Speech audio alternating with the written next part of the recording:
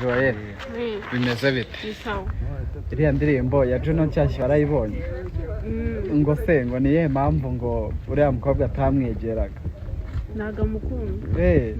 nyine ngo nuko beke samba katamukunda Umva nkubwire ni aramukunda nako. none se akubwira ati njye mfite ubukwe vuba wabyitwaramo ute Sinzi uko nakitwara nabimenya muri ako kanya.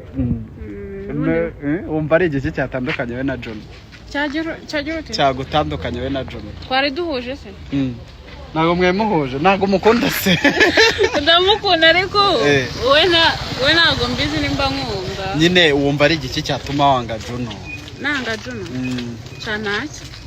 ntacyo ntabwo namwanga icyamubaho cyose sinamwanga ubundi ashatse umugore nyine wakomeza ukamusenyera ashobora nyine kumushaka ariko nanjye nahagarika ibintu bimwe na bimwe n'ubundi niwe yaba yikundira